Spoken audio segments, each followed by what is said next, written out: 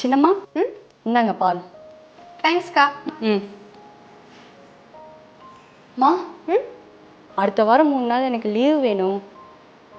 என்னக்கா, வீட்டில் எதுவும் விசேஷமா? வீட்டிலலாம் விசேஷம் இல்லைம்மா, ஊருக்கு போகலான் இருக்கேன். ஊருக்கு போறீங்களா? ஓட்டு எனக்கு ஊரில் தானேம்மா, அதான் ஓட்டு போட்டு வரலாமேன்னு. ஓ, இந்த மாதம் எலெக்ஷனில் நான் அதே மறந்துட்டேன்க்கா. ஓகேக்கா, நீங்கள் போயிட்டு வாங்க. அக்கா ஒரு நிமிஷம். என்னம்மா? யாருக்கு ஓட்டு போட போறீங்க? எப்போவுமே ஒரே ஆளுக்கு தான் ஓட்டு போட்டிருக்கோம். எங்கள் வாழ்க்கையில் பெருசாக எந்த மாற்றமும் வந்த மாதிரி இல்லை. அதான் ஒரு மாற்றத்துக்காக இவர் நல்லது செய்வாருன்னு நம்புகிறேன். அதான் இவருக்கு இந்த வாட்டி போடலான் இருக்கேன். ஓகேக்கா, நீங்கள் பார்த்து பத்திரமா போயிட்டு வாங்க. சரி அம்மா. இந்த வாட்டி உங்களுக்கும் ஓட்டு இருக்குல்ல?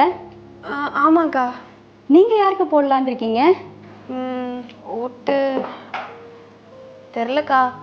அப்பா யார் சொல்கிறாரோ அவங்களுக்கு போட்டுவேன். ஓ, அப்பா சொல்கிறதுக்கு தான். சரி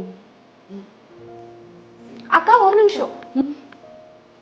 ஏன்க்கா இப்போ அப்படி கேட்டீங்க? அதுவாம்மா, படித்தவங்க கையிலையும் யங்ஸ்டர்ஸ் கையிலையும் தான் இந்த நாடு இருக்குன்னு சொல்கிறாங்க. நீங்களே அவங்க சொல்கிறாங்க இவங்க சொல்கிறாங்க, அப்பா சொல்கிறவங்களுக்கு தான் ஓட்டு போடுவேன்னு சொல்கிறீங்க. அதான் கொஞ்சம் வருத்தமாக இருக்குது. நான் சொல்ல வேண்டியது இல்லைம்மா, நீங்கள் படித்தவங்க, உங்களுக்கே தெரியும். ஆமாக்கா, நீங்கள் சொல்கிறதும் கரெக்டு தான். நான் யாருக்கு ஓட்டு போடணும் நான் தானே முடிவு பண்ணணும். என்ன ஓட்டு என்ன உரிமை. என்ன யங்ஸ்டர்ஸ், அவங்க சொல்கிறாங்க இவங்க சொல்கிறாங்கன்னு உங்கள் ஓட்டை போடாதீங்க.